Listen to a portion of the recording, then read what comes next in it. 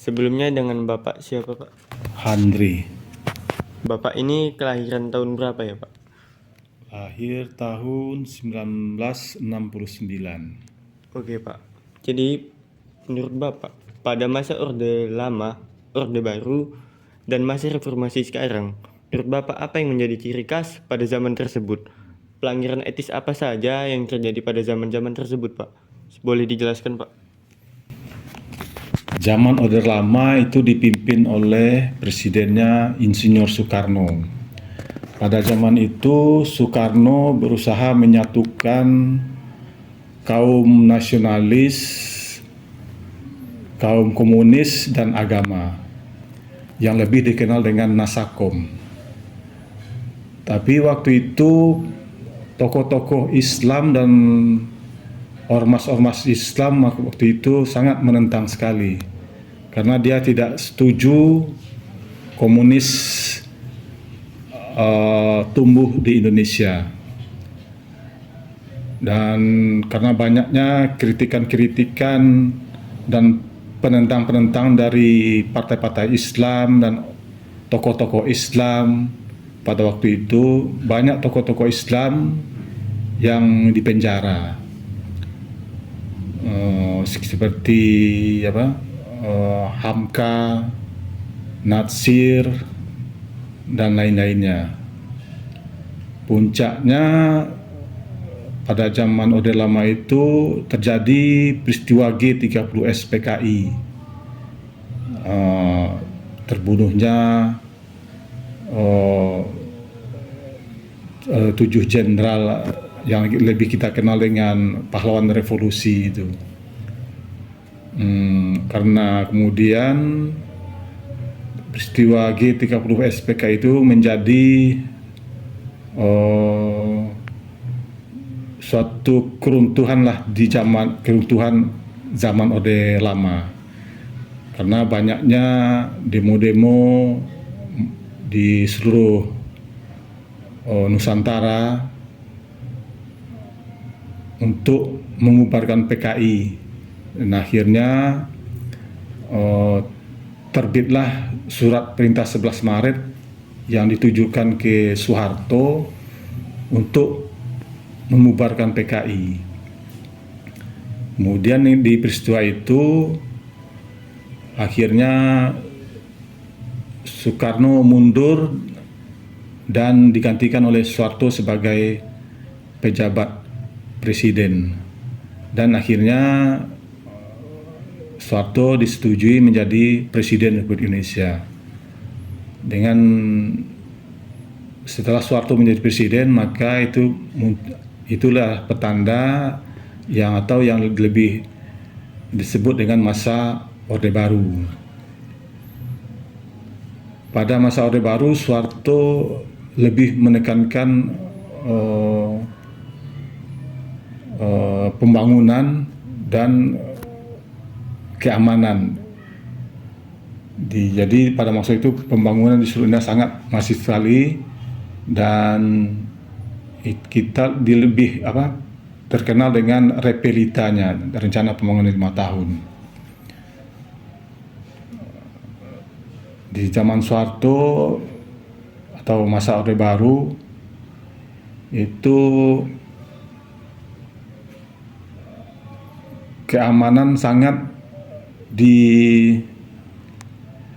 diutamakan sekali, sehingga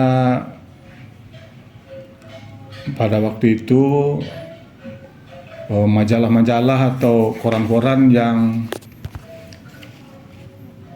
berisi penentang atau penolakan terhadap pemerintahan dicabut izinnya. Jadi pada masa itu boleh dibilang pemerintahan Soeharto sangat otoriter. Dan puncaknya tahun 98 terjadilah demo di seluruh Indonesia, demo besar-besaran, sehingga Soeharto mundur dari presiden.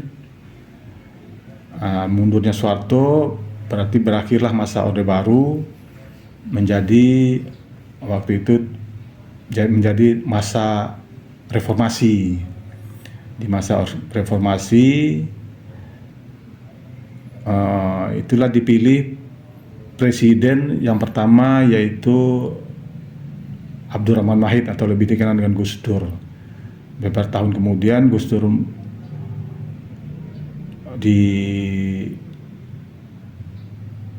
dimundurkan atau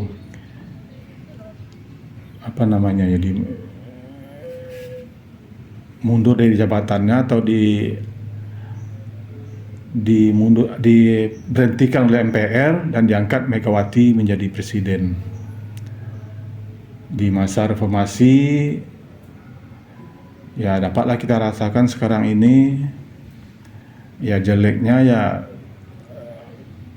pada reformasi ini korupsi sangat banyak sekali dilakukan. Kalau zaman Soeharto korupsinya kan terpusat ke satu titik aja, yaitu kroni-kroninya Soeharto. Tapi kalau di zaman reformasi ini itu korupsinya di semua bidang, di semua orang gitu. Jadi cuman ya di zaman reformasi kan orang bebas ngomong apa saja, tidak ada yang ditangkap karena ngomong apa ngomong itu untuk menentang pemerintahan yang berkuasa. Jadi itulah yang dapat Pak sampaikan ya. Oke Pak, terima kasih banyak Pak atas waktunya Pak. Sebelumnya ini dengan Ibu siapa? Ibu Yeni, Ibu ini kelahiran tahun berapa Ibu? 1976.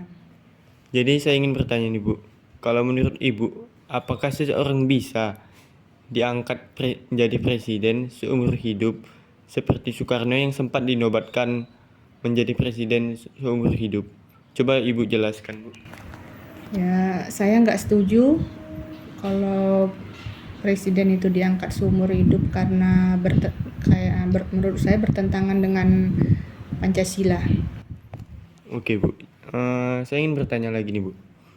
Menurut Ibu, bagaimana krisis moneter bisa terjadi pada tahun 1998? Krisis moneter itu terjadi mungkin karena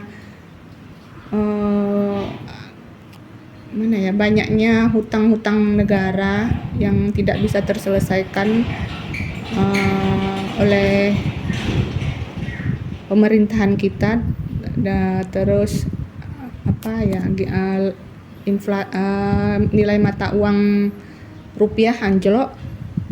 Ya mungkin gitulah pengetahuan saya sebagai ibu rumah tangga. Oke Bu, baik Bu. Terima kasih banyak Bu atas jawabannya.